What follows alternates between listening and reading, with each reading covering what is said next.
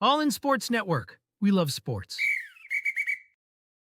It is Friday, February 14th, right here on your Daily Fix for all things Texas Longhorns. I'm Tanner Carlson. That is Jake Jimerson. We release these episodes Tuesday through Saturday at noon. And hopefully you get us in before tonight's date night with whomever it is that you have professed your love to. Happy Valentine's Day, Jake. You have always been and always will be my one and only love. And I just hope that you have a tremendous Valentine's Day, buddy. Yeah, the original Valentine's here. Yeah. Right here. You and me. Before we had any girls, the girls were just flocking themselves at us and waiting in line just to get a piece of us. We had each other before that time. Yeah, and to be fair, both of our significant others understand that. Oh, yeah. Anytime you are in town and I'm hanging out with you, Kay's like, well, I guess I'm third wheel. I'm like, no, Beth's coming. She's you can hang out with her. You're tied for third wheel. There's two third wheels. Yeah. Together we've got a four-wheel vehicle. They're just in the back. We're the two driving the ship there. It's like a minivan and they're in the third row. Yeah. Yeah. Third optional third row seating. You could fold them up and down and it doesn't really matter. It doesn't affect the ride at all. The funny thing is people will be like, they wouldn't say this in front of their wives and girlfriend. Yes, we would. Yeah. And we have. Yeah. That conversation has actually been had. So no, I'm kidding. But Jake, any plans? Y'all doing anything? We're going to go out on Sunday. As far as for tonight, probably just going to break out the sous vide and get some steaks going. Too cold to sear on the grill, so I'll just sear on the cast iron inside and have some steaks, watch a movie, and just kind of stay in. Yeah. It's really cold here right now. We just got a bunch of snow earlier this week, and so we're still kind of letting them clear off the roads. And then Sunday we'll go out. Friday night, all the places have limited menus, and it's like if I'm gonna go, we're gonna go somewhere decently nice. I don't want to only have two things to choose from. I want to have the whole menu. I want to have the whole choice. I think Kansas City got a cold front coming through because Patrick Mahomes, when he doesn't win a Super Bowl, hell freezes over. Yeah, you're living in hell right now. I am living in a frozen hell right now. It is just getting up in the morning. It makes a 20-minute drive to work, an hour and a half. Because the highways just weren't bulldozed whenever it snowed, and it makes everything miserable. You got to clear off your car. Do they bulldoze them or do they plow them? It doesn't matter. I don't know, but they plow. I mean, nothing pisses me off more than when I'm driving down the road's unplowed, and I see a truck coming with a plow on it, and it has it up. It's not even if you're. I don't care if this isn't where you're supposed to plow. Just put it down. You still drive like the same speed. I watched them. Yeah. It actually drives me nuts because it's like I'm having to drive 20 right now because I don't have four-wheel drive and these roads are awful. And Kansas used to be great. It used to be only Missouri that was really bad at plowing. I'm getting into something no one cares about. I don't care because it's bothering me. You need to get it off your chest. But now Kansas sucks. It takes them days to get our roads better around here. And our neighborhood doesn't get plowed for several days. It's very frustrating. When I got on the highway on Wednesday morning, I had little stretches where there were grooves where I could kind of keep my tires on it and go 40. And then the majority of it was just nothing had been touched. And it was if I was going 30, I'd have to catch it from sliding several times. Yeah. And Jake, you live in kind of a somewhat hilly area. Your neighborhood's kind of up and down. Oh yeah. I have to change the route that I drive. I have a specific snow route that I drive out because otherwise if I get on one of those hills, you're not stopping. Right. If I was in, when I had my truck, if I was in that, I had, 4-wheel drive, snow mode, whatever. And that was fine. But then I went to a car and it's great for gas mileage, but man, it sucks when it's snowy out just because you're one little mishap away from being stuck. And being stuck when it's 10 degrees out and feels like in wind chill of minus 10 or not fun. 15. Not fun. I mean, when you were here for March Madness, when Texas was in the Sweet 16, you're like, it's cold. I was like, dude, it's like, this is warm compared to how it was. It was probably like 45 degrees and like rainy. But the thing is about a 45 here or even a 10 here. You know, I've been to Santa Fe, New Mexico, where my grandpa is when it's like 10 degrees outside, and it feels completely different than 10 degrees feels here. Here, it's painful. It hurts. The wind chill's way below. It's dry. Your skin's drying up. You got lotion all the time. And it's no one gross. wants to hear about you getting lotioned up, Jake. No one wants to put that image in their head. I'll oil up for the show at some point. Yeah, sickening. We are going to actually talk a little bit of Texas sports. We've got Texas hoops to talk about. A little bit of a, is it a likely hire or is it a done deal? Reports are coming out as we go to record this that is going to be the hire. Not a done deal, though. Okay, so a likely hire, someone who is potentially going to be on Steve Sarkisian's staff.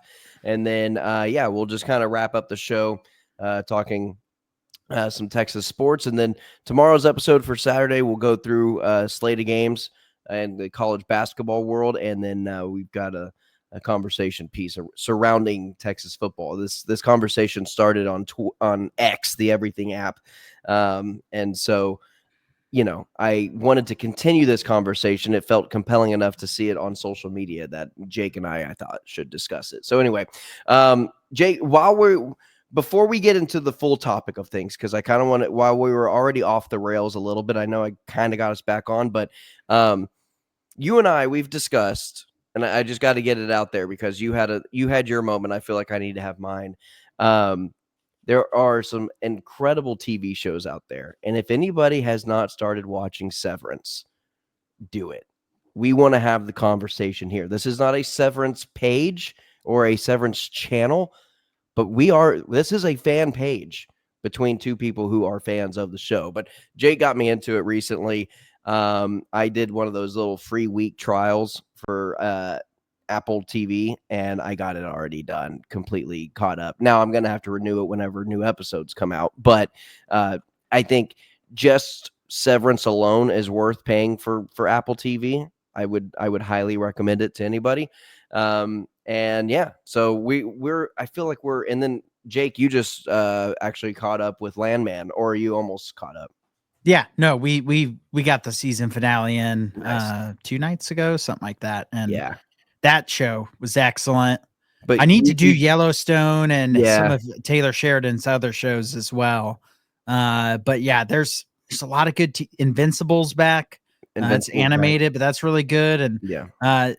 that'll definitely be some off-season Yeah. topics we'll have to do. Maybe like a ranking. We've talked about trying to rank our top TV shows. Maybe we really try to do actually try to pull off because you and we've talked about it over at least the last, I don't know, 8-9 years.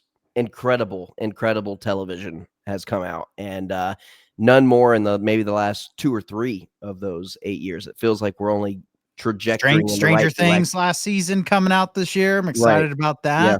I mean, you got shows like Succession, just to, and then our favorite of all time is Breaking Bad. But then you talk about Better Call Saul. If you haven't seen Better Call Saul, the spinoff of Breaking Bad, it's probably up there as a top 10 show of all time. I mean, it's incredible. Yeah. This isn't as new, but and I wouldn't rank it up there with some of the shows we're saying now, but even I kind of doubted it, but I watched Suits all the way through, and I love that show. This is a great lawyer show. Lincoln Lawyer. Lincoln Lawyer. That's my top lawyer show. And that's ongoing. Yeah, you showed me Lincoln Lawyer, and it was something also an older show, but I did just jump onto it. Was Entourage. Incredible show. Finished that one up this off season. Fallout season 2 coming out. I sent you a screenshot of the main guy, the ghoul, talking about season 2, and he said it blows season 1 out of the water. I believe that as a fan of the games and as someone who's played all the games after three and on, they teased New Vegas at the end, and New Vegas is my favorite Fallout game. He said, And they can do a lot with that because New Vegas has so much lore in it, and they stayed very true to the lore in the first season of the show. And you don't have to, like, Tanner's never played the Fallout games. Like, you don't have to know anything about the games to love it. But if you played the games, there's going to be little Easter eggs and stuff in there for you that make you love it even more. You'll see a familiar face from Fallout to Severance if you're going to go from one show to the next. There's one. Which, if you haven't seen either of them, just do it. Set a time to start watching it. All right, Jake. Now let's get in to the show. We teased it a little bit, but Mark Orphy, the Rutgers assistant, to join the Texas staff per reports. Now, there is not a specific position. We know we just lost Blake Gideon, the safeties coach. I would think that one would put 2 and 2 together, and this is likely to fill that spot on the staff. But Mark Orphy, coming from Rutgers, former all-SWAC defensive back at Texas Southern. So he's a Texas guy. He's a Southern guy, played safety at the college level. And so one could only assume it's going to be for that position. And it makes sense. This is the type of guy that you bring in to be a position coach. I mean, you're not going to go out and steal some team's defensive coordinator. I know some fans are like, why didn't you go get some defensive coordinator? Why don't you go and get Jim Knowles as your safety coach? Like, right. Some people have unrealistic expectations. What's he up to these days? Yeah, you think you're going to get some big name, and that's just not how position coach hirings work. And I trust Sark with these hires. I mean, everyone questioned the Kenny Baker hire. What a fantastic hire. That's already turning out to be, I'm sure, will only continue to get better. He does have ties to the Texas area. He played high school at North Shore. He was a all SWAC safety at Texas Southern, or was it Texas State? Texas Southern. And he's coached at Alabama. He's coached at Utah State, Montana State, South Carolina, and then Texas Southern. And so it'll be, I know he has some ties to the Houston area as well. And so that's kind of key when Sark targets these guys. He typically also targets for where they're going to have kind of a pipeline of recruiting. Kenny Baker has Georgia through Atlanta. That helped a lot with the Justice Terry recruitment. Also, Georgia is a gold mine of defensive tackles, even more than Texas. And that hire has paid off quickly. And so I'm sure that we'll see quickly that this is probably going to be a really good hire. I need to look more into him, but Sarkisian has my full trust. I mean, and at the time of us recording this, this was just reported moments ago, so we haven't really from reliable sources. Yeah, Inside Texas has posted an article about it. They don't post articles unless it's like an actual thing happening. Yeah, and it's starting to go on Twitter from sources. And so this is more than just Inside Texas. I'm not trying to steal, just use my subscription to steal their stories. But yeah, this is starting to circulate right now. And so it's not official, but I'd imagine it's pretty done if good sources are starting to report this. Yeah, for sure. Jake, quick little sidebar here. We're not going to let anybody know that at the time of recording our Texas Longhorn preview, we did it for Wednesday's episode. That just sidebar between you and me. We're not going to mention it on the show, though. But we can now react to the Texas-Alabama game, and that was it was everything we thought it was going to be, essentially. It was almost exactly what I'd have to go back to you could argue our predictions were so good because of when they came out. One would argue, but that's actually not the case. We're human. We make mistakes. That was actually the first time we'd done that. And so I'm actually kind of. Yeah. And it makes sense. It happens when you have a million other things going on outside of this. I have a million other things going on. We're both at like our busiest work part of the season. Yeah.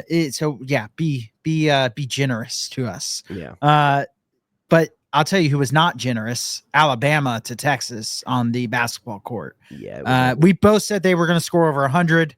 They did. I think they made a season high for them in 3-pointers. I think it was 17, unless they ended up making a couple more after I turned it off. And it feels like, it feels like Rodney Terry's fate is just about sealed. They're 4-8 in SEC play now. The fans were booing. The stands were empty by the end of the game. And Chris Del Conte is going to have a short leash with that. Rodney Terry is brought in on a smaller contract for being the Texas head basketball coach. And I think that was out of caution, just because you had to hire him. Like, I think it would have been a really bad look if you didn't hire him when he made that run and the players were behind him. You were kind of forced to hire him. You would have lost that whole team. You would have lost the Marcus Card. You would have lost, those types of guys that return the following season that you really needed to even make a run not a run, but win a game in the tournament last year. Yeah, which I don't expect Texas to be a Final Four team every year. I want them in the tournament and at least winning, at minimum one game pretty much every year. Right. Sometimes you're going to lose in the first round. That's just how the tournament works. But making the Sweet 16 is a successful season for Texas basketball. I want more than that, but the proof is in the pudding of the entirety of Texas basketball. They've never been to a national championship. They've been to a Final Four and they've been to several Elite Eights. And so those are like the really good years. And, can Texas basketball break that threshold? And I think it's pretty clear right now. It's not going to be with Rodney Terry. Yeah. I would agree with that. A 23-point loss at home. And it wasn't only a 23-point loss to the number 2 team in the country who seems to be putting up triple digits on a regular basis this season. That's not the concern that I have with this Texas team. It's the fact that you responded before this Alabama game with 2 straight losses against opponents that you either should have at the very bare minimum split that series between Arkansas and Vanderbilt, if not won both of them with the caliber of talent that you have on this team. It's the fact that you followed those 2 back-to-back losses with a 23-point loss at home. You can't lose at home to Arkansas. And then after that, go on and then lose to Vanderbilt when you have Alabama, Kentucky. It's riding this 3-game losing streak. And you mentioned it before I hit record, Jake, it felt like, okay, we're going into basketball conference play and you're playing 5 ranked teams who half of them are undefeated at this point in the season. You're probably going to start off pretty rough. Started off actually better than maybe we thought. You thought at worst it could be 0-6. It was 2-4. 2-4. And which I think Longhorn fans were kind of actually pleasantly surprised at. Close loss to Tennessee, came back against Auburn, made it close. Didn't get killed by Auburn in terms of the entire game. But then you play a good middle part of the conference season, and you're good playing good basketball, and you're saying, okay, got a 20-point plus comeback against Texas A&M, was able to steal that one. That kind of catapulted you a little bit into the next upcoming games. And then now the riding the wave of that high, of that momentum, we're starting to see this downward trend now. And it's some of the worst basketball, I would argue, following that LSU game that we've seen this team play since maybe all season long. Yeah, you look back at the A&M game, they're 1-4 since then. And the 1-4 when it hurt so bad, if it wasn't for how these last 3 have gone, because you look at the 2 games after A&M, you lost a close, hard-fought game where you played good basketball at Ole Miss. That's fine. I had no problem with that loss. I came out of it actually still feeling just as good about the team. If not, Ole Miss was ranked at the time. They're still ranked right now. They're actually ranked a little higher now than they were then. And Ole Miss is a really good team, and you lost a close game on the road where you played good basketball. So I wasn't mad about that. I thought they played a better complete game in that game than they did against A&M. They just played one really great half against A&M. They played 2 good halves against Ole Miss, lost. Then you go out and you smoke LSU. Yes, LSU's not good, but to dominate like they did in one of their most dominant wins scoreboard wise on the whole season. And then it's all fallen apart since then. The loss to Arkansas, that only looks like 8 points if you look at the final score, but that game was dominated by Arkansas pretty much the whole entire game. And then you lose to Vanderbilt, where you had a 10-point lead in the second half and then kind of blew it and got dominated the last 13 minutes of that game. And then never even was competitive against Alabama after midway through the first half. And, yes, it's Alabama and they're really good, but 4-8 in conference play is unacceptable. And they have injuries. Yes, there's some roster building issues, which is a Rodney Terry thing because he hasn't done a good job of going out and get big men. This has been a consistent thing so far. I know he's only been here a couple of years, but I would be surprised if a move is not made at the end of the season, because at this point, it went from seeming like they were very close to locking a tournament spot to they are very close to locking not being in the tournament. Yeah. Yeah. And that's that, I was called a pessimist, but the writing was on the wall with how bad this team could possibly get. And that's what I was concerned about. And now it feels like we're approaching definitely more so on that end of the spectrum than we are this team playing to the best of their capabilities. Jake, before we switch topics to baseball, and we will get through the opening day of baseball, or opening weekend, if you will, of the baseball season, which we are excited for.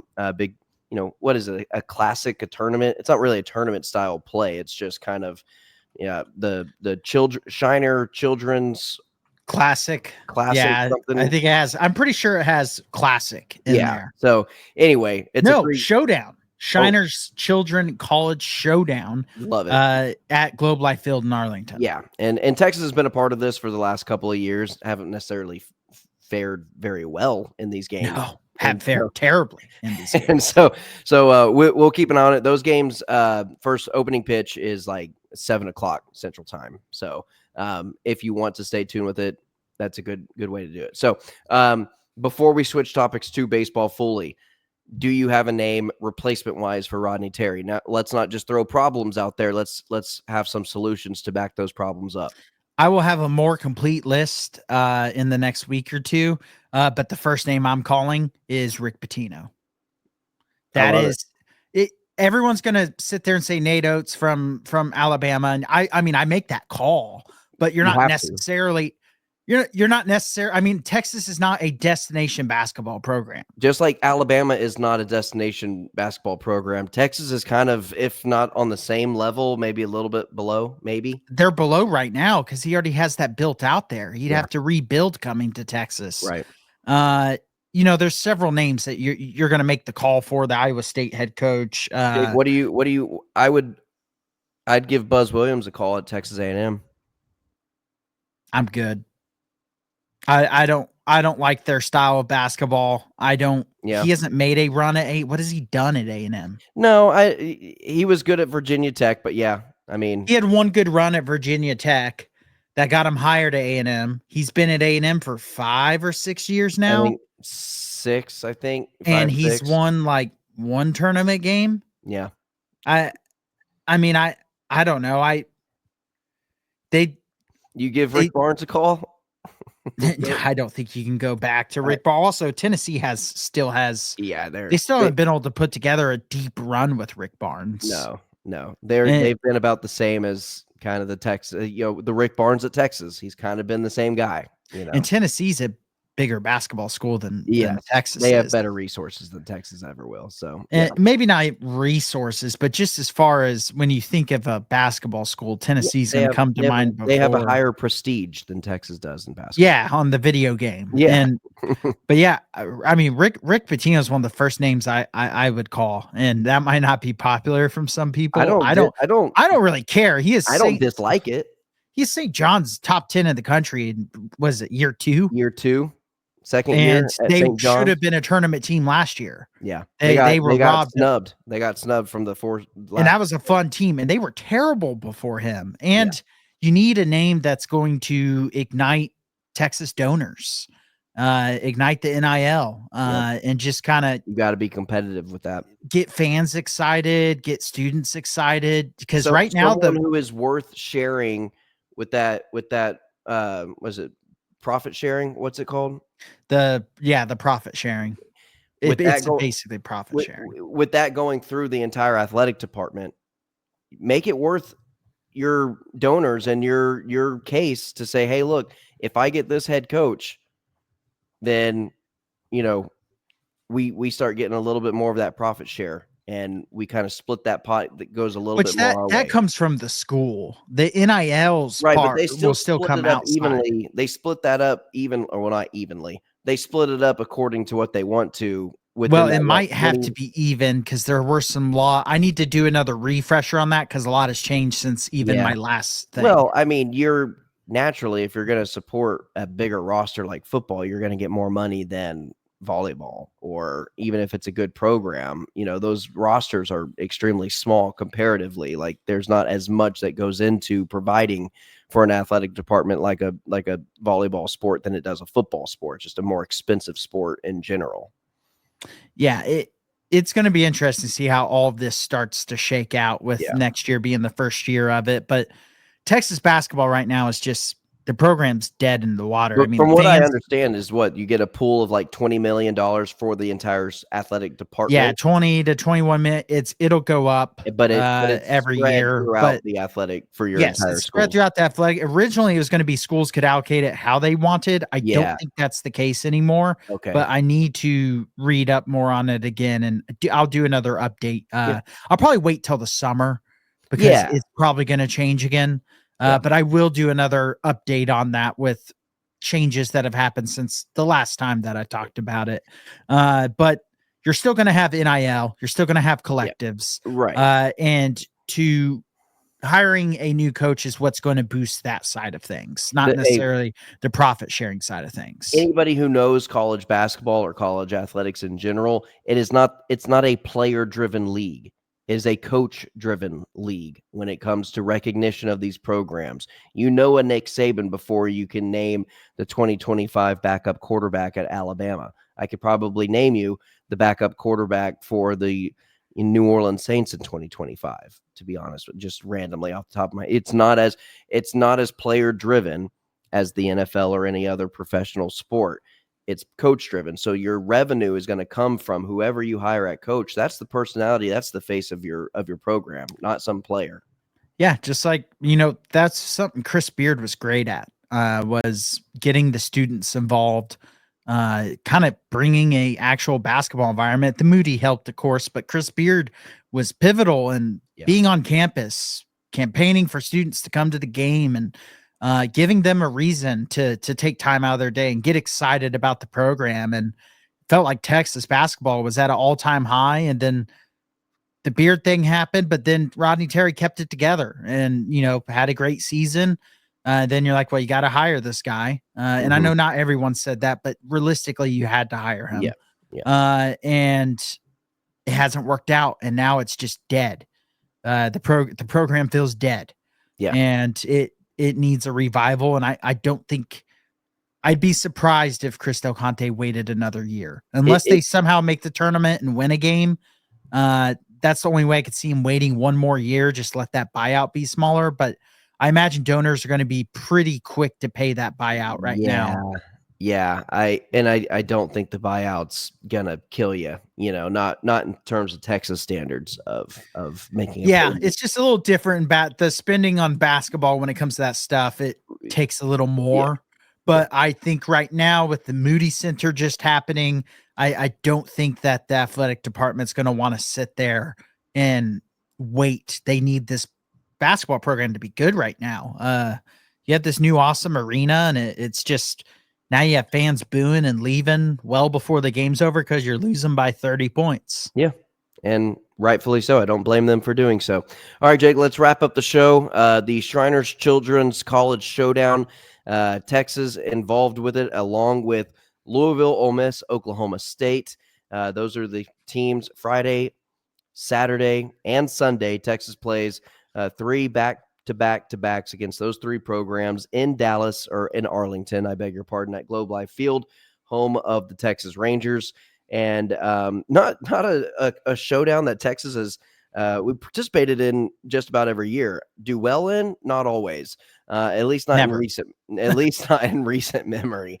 But hopefully, Coach Jim Schlossnagle has this team ready to play. Jake, any just early off the top of your dome, anything you've read type expectations? I'm not looking for a deep dive here. We have limited time as it is. And quite frankly, we probably just don't know a whole lot about this team until we see them hit the field. Got to just see them hit the field. I think they're probably going to be better than the last couple of years, for sure. But they're in a tough conference. We need to see how well they gel early on, because they need to start rolling come conference play, or it doesn't. You could be a good team and lose a whole bunch. Yeah, in the great SEC. way to put it. And we're gonna get a really good early look. Ole Miss, I was looking, they're actually predicted to be one of the bottom 4 teams in the SEC this year. So that's a game Texas needs to win early in the season. Show that they're, a step above those teams. And that Louisville's probably a game they should win. And then Oklahoma State is if you win that, okay, things are looking really good, especially if you win the other 2. But for me, I would expect them to beat Louisville and Ole Miss, and then maybe lose to Oklahoma State, and I'd be happy with 2-1 coming out of that. Yeah. Anything less than 2-1, it's early in a baseball season. I'm not going to be hitting the panic button, but that'd be disappointing. You're just kind of just like for the excitement that's going into it.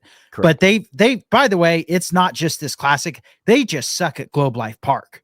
Because the Big 12 tournament's there, and even when they were winning the Big 12 regular season, they wouldn't do that well at the tournament. Even when they made the Big 12 championship in there, it'd be like they struggled in all the games to win it. Then they lost badly in the Big 12 championship. And so hopefully they can kind of get over that Globe Life Park issue that they've had under David Pierce. It'll be maybe you're curious if it's a coaching thing or an equipment thing or something that Schlossnagle will be able to kind of identify and correct. And that's my expectation for this season.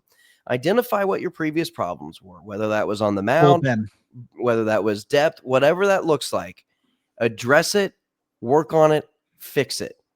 That's what I want to see. At least the idea of it year 1 from Schloss. I want to see those things done. If I can start seeing some of the biggest issues under Pierce being solved, worked on, adjusted to, I'll be happy. And whatever the season looks like record-wise, I'm not judging Schloss wins or losses this year. I don't think, and I mean, unless it's just like bottom of the barrel, can't win an SEC game, not even getting close, then I'd have a little bit of concern. But I don't think that's going to be the case this year. I just don't see that happening.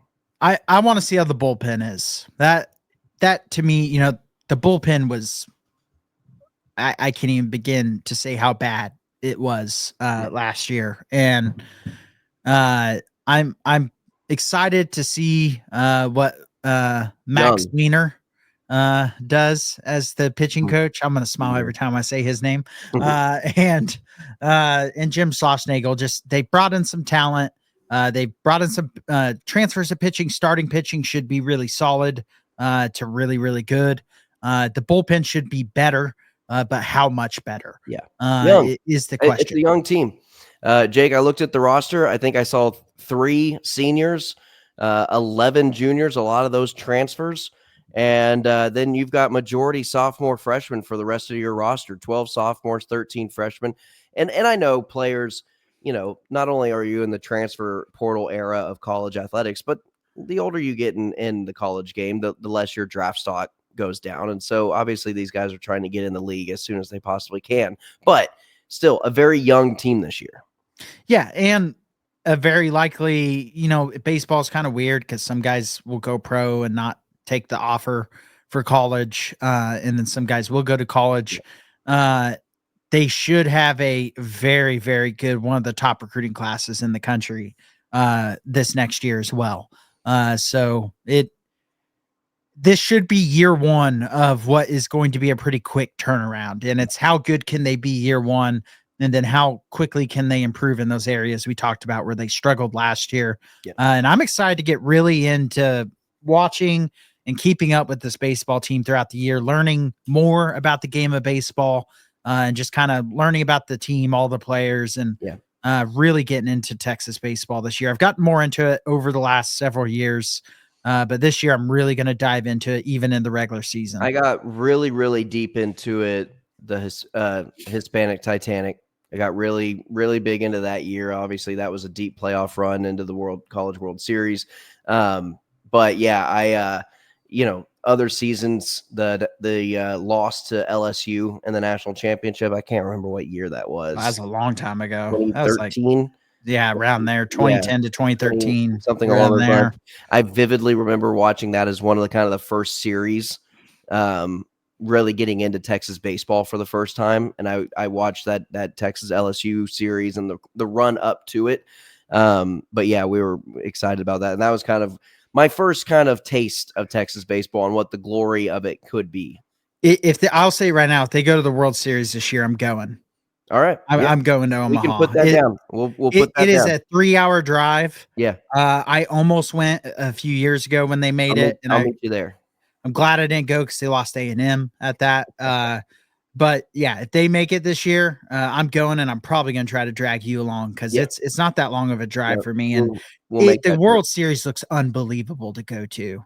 Just the bar where they do the Jello shot counts. I want to add to that for Texas. Oh yeah. And just kind of party and watch baseball for a whole weekend for like 3 days. Yeah. Yep. Perfect. All right, Jake. Well, let's go ahead, sign off again. Hey, we did mention in the earlier podcast that we were trying to get Mike Harge on, a recurring guest.